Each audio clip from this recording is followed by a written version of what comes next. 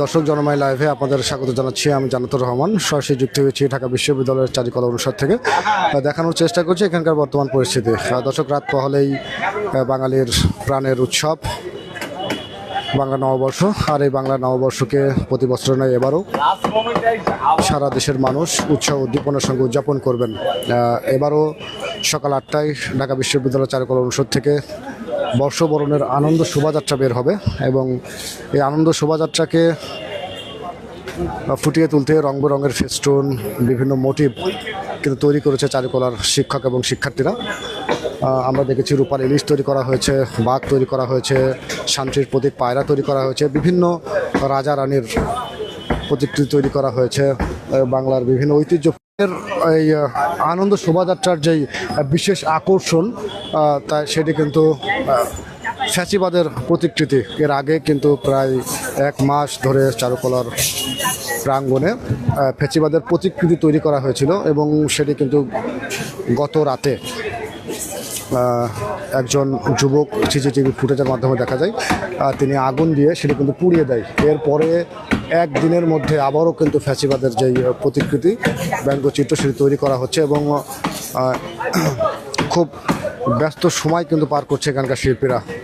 অল্প সময়ে এই ফ্যাসিবাদের এই প্রতিকৃতি তৈরি করে তাদেরকে কিন্তু খুব ব্যস্ত, তাই আমরা দেখতে পাচ্ছি অসংখ্য শিল্পীরা তারা সবাই বিভিন্নভাবে তারা এই কাজে কিন্তু অংশগ্রহণ করেছেন এবং তারা এই ফ্যাসিবাদের যেই প্রতিকৃতি সেটি তৈরি করছেন এবং রাতের মধ্যেই তারা কিন্তু এটি শেষ করবেন। আমরা এই মুহূর্তে চারুকলা অনুষদ থেকে যুক্ত হয়েছি এবং এখানকার যেই প্রস্তুতি, বর্ষবরণের আনন্দ শোভাযাত্রা যে প্রস্তুতি, সেই প্রস্তুতি কিন্তু আমরা আপনাদের দেখানোর চেষ্টা করছি। দর্শক, আপনারা দেখছেন অসংখ্য মানুষ তারা কিন্তু এখানে এই ফ্যাসিবাদের যে প্রতিকৃতি সেই প্রতিকৃতি দেখার জন্য এখানে এসেছেন এবং তারা এখানে কিন্তু দেখছেন, অনেকে ছবি তুলছেন এবং আগামীকাল সকালে বর্ষবরণের যেই আনন্দ শোভাযাত্রা বের হবে চারুকলা থেকে, এখানে কিন্তু তারই প্রস্তুতি চলছে।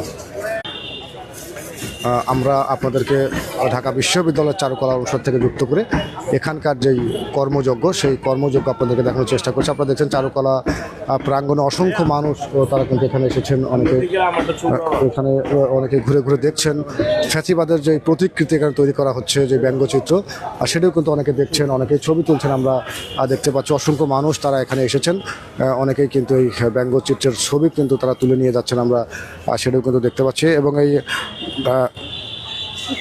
যেই চারুকলার অনুষদের বর্তমান এখানে যা